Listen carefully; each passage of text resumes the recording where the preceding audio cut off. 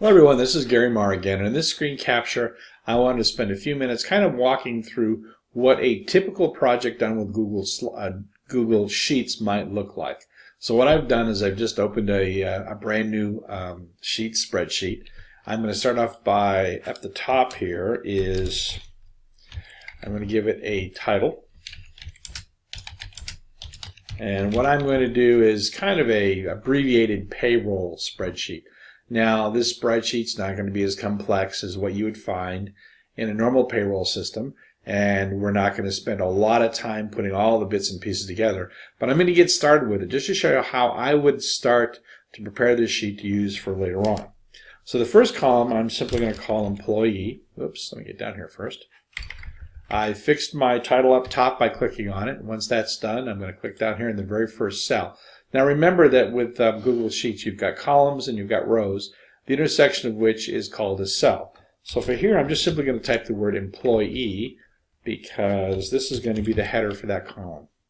I'm going to put, let's say, hours in the second field, rate in the third field, and it's going to be basically hours times rate to give me earnings. I'm going to have medical deduction, I'm going to have a 401k deduction, and I'm going to have a net here at the end.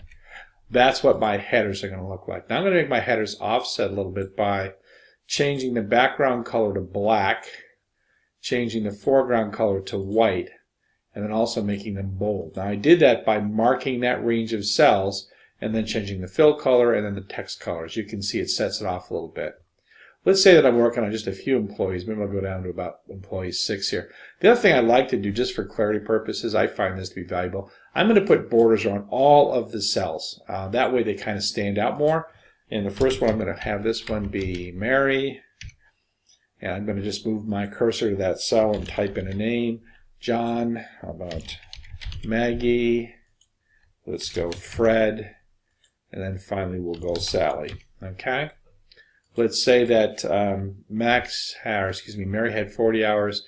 And what I can do if I want to duplicate this, now let's say basically all of them worked, I thought 40 hours, but I'm going to go back and check. So first of all, I'm going to put 40 in the first cell, and then where that little intersection point is, that little square, I'm going to drag that down. When I do that, it'll replicate that value all the way down the cell. Now let's say for some reason maybe Maggie's a part-time employee, and let's make her 20 hours. Everybody else is good with 40. Let's say the rate varies based on their experience level. I'm going to make this one at $10 per hour. This one's going to be 15. This one's going to be 12. This one's going to be 15. And then this one is going to be 20. Okay. Now, that constitutes data entry at this point. I haven't done anything, just put numbers in the cells. At this point, what I want to do is I want to take it and multiply rate times hours to get earnings.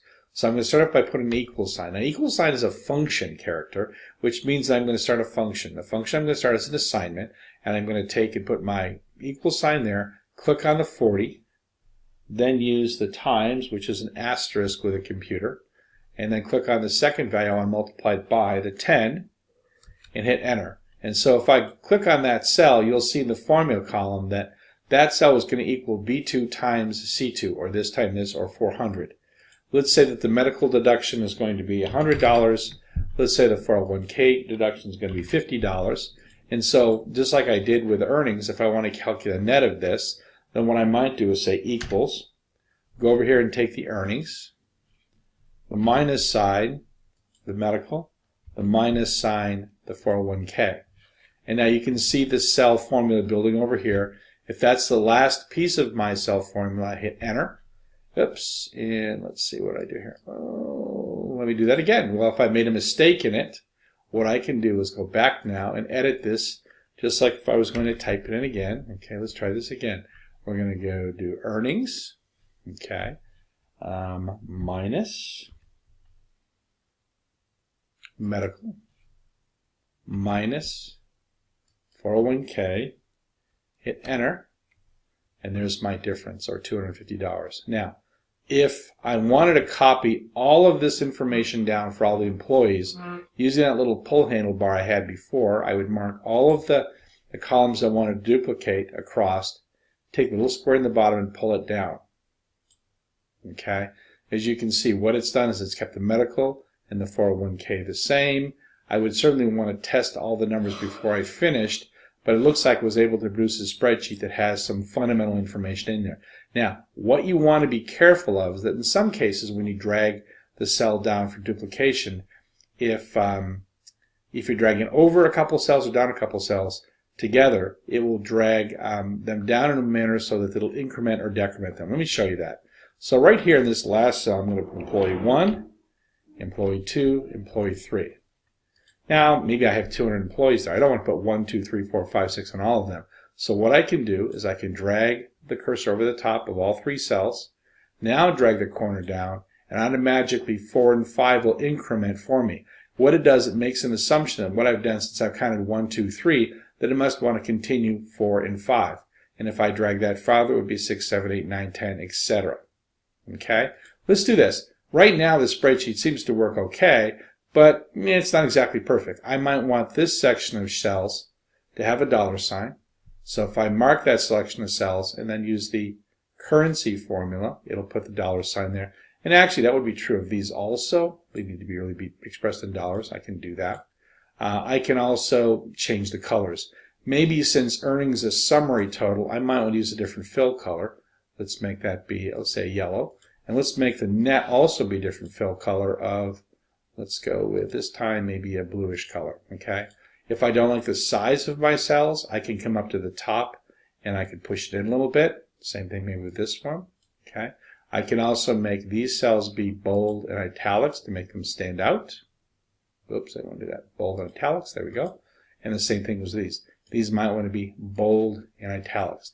If I wanted to see what my total payroll was for all my employees, I could position my cursor below that net column, hit the summation symbol, which is right there. Okay, in this case, because I got a small screen, I wasn't able to show all the functions. Summation, okay, and this one's going to be a sum, and it's going to, so what I want to sum? I want to sum from there to there by using my cursor, and you can see how the cell formula is filled in below. Ignore the colon there. That doesn't mean anything special other than the fact that it wants to sum that range of cells, and when I hit enter, that's going to give you my grand total for that for this particular business. I might now take and make that bold all around the outside. Okay, let's see if that works for me.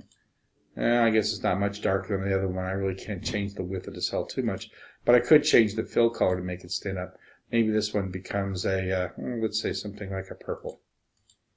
Now, this is just a taste of what you can do with spreadsheets and how you can use this to manage your business. I would encourage all of you to experiment a lot. There's a lot more videos out there other than the ones that I've shown you in this class, but this will get you started. We can chart this data too if we wanted. I would refer you to the next video if you want to do any charting. Thank you.